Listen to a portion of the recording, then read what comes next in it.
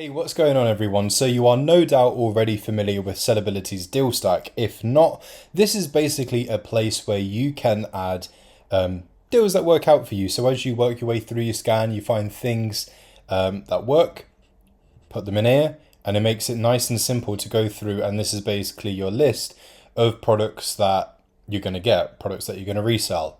Now, I've got a few recommendations for you, a bit of thinking outside the box with this deal stack. So, it could be like a quick drafts kind of list. So, basically, if you go through your completed scans, and it doesn't take long before you get to very quickly realize, just with the information that we have here, what's potentially going to work, what's not going to work. So with like a few quick looks at things like the profit, the sales per month, maybe a bit of the charts as well. So like, have Amazon been on top of that buy box all the time? Have they been really persistent with it? So just a few things there that you very quickly become adjusted to checking. As long as a few of those things like line up, add it to your deal stack. So that way you're not spending forever in the completed scan list where absolutely everything is there. So if off the bat it looks okay, add it to your deal stack, and it can be sort of just like a bit of like a quick list sort of thing. So that way when you come back to your deal stack, you go, right, this looked okay at first glance, and then you have basically got a list that has been sifted through, and then you can do your in-depth analysis this way. Also, your deal stack doesn't just have to be for your sort of like all-around favorite deals and things like that. It could be that you systematically use this deal stack for products that you're going to buy for like the following quarter, say, or like the current quarter or whatever. So like maybe you clear it out, and then in your searches you're looking for things that have got like a good future potential by looking at the charts, looking at this future estimated sales figure, and you believe that that's going to work out for the next quarter on. So we're in Q1 right now.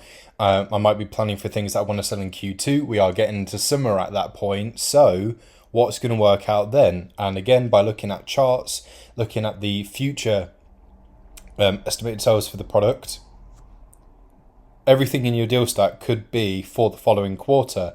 And then say from the start of the next quarter, you clear out again and you make way for the next quarter and so forth. So it could be used as a bit of like a planning tool.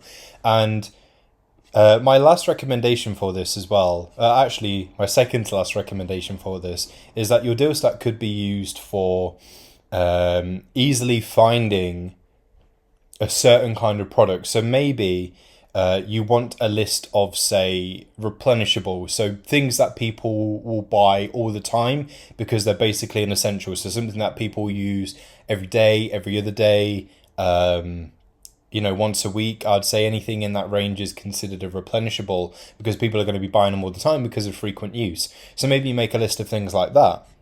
There's a prime example right there. And yeah, my last recommendation for you is to not let things sit in the deal stack. So a bit of an issue that you may find with your inventory if left unchecked is things end up sort of expiring, like they might just fall off and not sell so well anymore. They might have had their time and now it's done, or maybe they're just not in season anymore. So it's important that you regularly check through your deal stack, and it doesn't just become a list that is just clogged full of things that you found like ages ago that worked out really well then, but not so much now. Because if you're relying on that old data, I mean, all of these items in here, this is a prime example of why. So these items in here have been in here for several months now, and as you can see, there's no more information in here because it is that old. There's nothing to show because it is that old now. So if you're going to your deal stack and you're looking at things that have got really old information, then it's going to harm your inventory. It's going to harm your success. So I'd recommend having a regular clear out of your deal stack. Maybe don't leave anything in there for more than a month, depending on, of course, the product. There'll be some things that you might leave in there for a bit longer because they might like last well all year round if it's like a really good replenishable, say. But for many things, you probably don't want to leave them in there for longer than a month.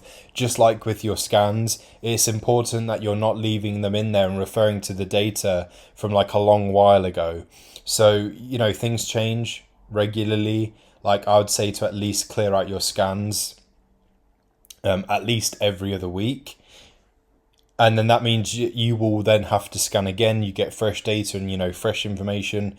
New deals come to light. So same with your scans. Like, keep your deal stack clear, and that means that what goes into it is going to be relevant whenever you go to look at it.